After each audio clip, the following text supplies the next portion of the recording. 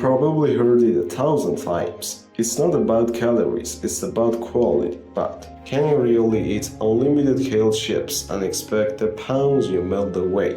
Rhetorically speaking, would you ignore a journal article demonstrating that calorie for calorie, dietary fat restriction leads to more body fat loss than low-fat diets? A landmark control feeding study, calorie for calorie, dietary fat restriction result in a more body fat loss than carbohydrate restriction in adults, found precisely. This when participants consume identical calories but different macronutrient ratios. This isn't just biochemistry jargon, it's a reminder that energy balance remains king. No matter how clean your diet, exceeding your total energy expenditure will stall weight loss every single time.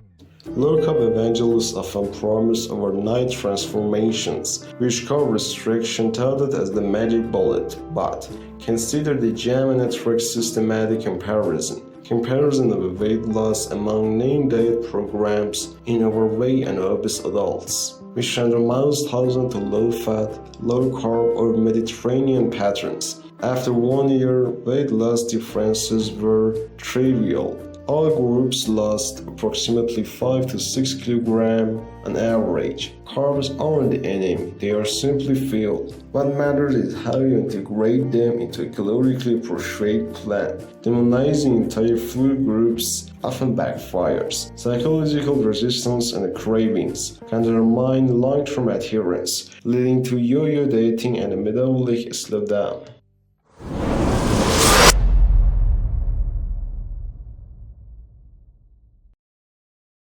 Skip breakfast, feeds at night, reap the benefits. It sounds alluring, but does time-restricted eating guarantee superior fat loss? A comprehensive review, effect of intermittent fasting on body composition and the clinical health markers in humans, concluded that while intermittent fasting can reduce body weight and insulin resistance, those benefits largely mirror those of a daily calorie restriction when total intake is matched. The true challenge often lies in sustainability.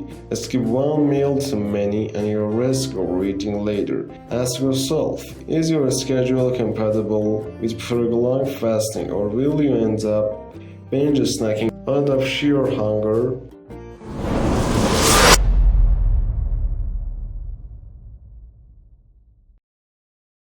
Proteins stand for the satiety effect, helping to curb cravings and preserve lean mass.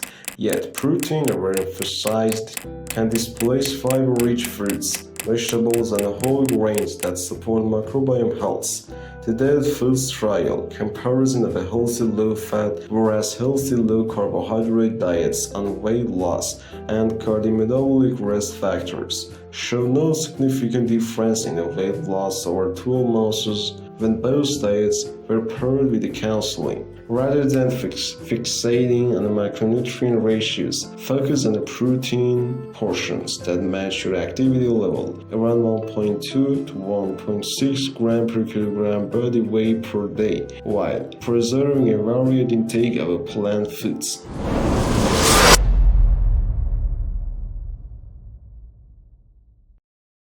So, if calories matter, carbs aren't the bogeyman, and intermittent fasting isn't a silver bullet. Where does that leave us?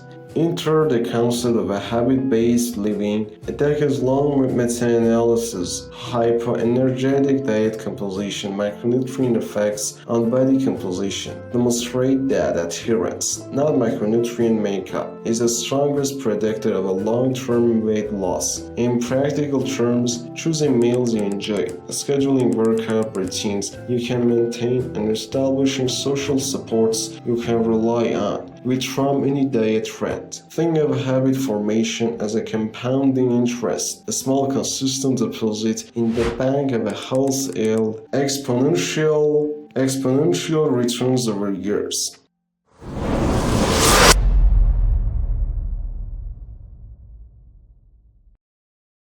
Exercise alone rarely leads to dramatic weight loss, but its synergistic effect with the diet is undeniable. Resistance training preserves muscle, thereby sustaining resting metabolic rate, while moderate intensity cardio improves cardiovascular health and insulin sensitivity. A controlled trial effect of exercise and weight loss and maintenance found that combining aerobic and resistance training lead to greater fat loss maintenance at the 1 year compared to diet alone. Remember, the goal isn't to burn off entire meals at the gym, but to integrate movement you love, whether dance, hiking, or group sports, into your weekly routines.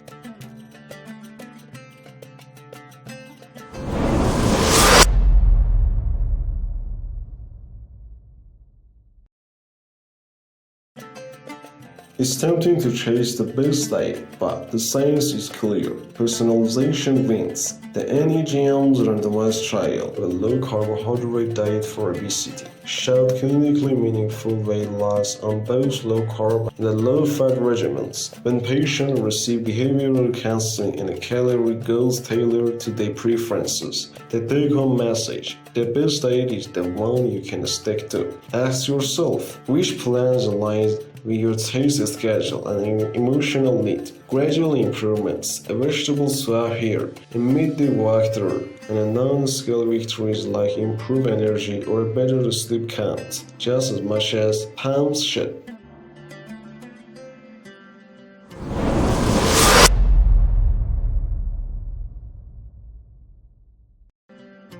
Weight loss isn't solely a numbers game, it's deeply psychological. Emotional eating, stress, and sleep quality all modulate appetite hormones like ghrelin and leptin.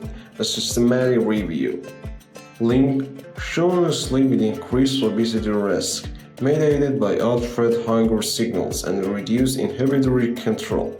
Incorporating mindfulness techniques such as eating without screens, chewing slowly, and recognizing hunger or rest habit is crucial. When you pause to savor flavors, you're less likely to overeat and are more attuned to true satiety.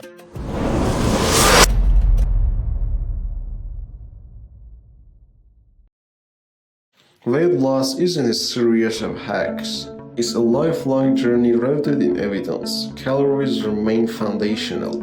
Carbs deserve context. Fasting holds promise but no guarantees. Protein and activity support the journey, and habit formation regains supreme. Most importantly, recognizing that your past may differ from your friends or your neighbors.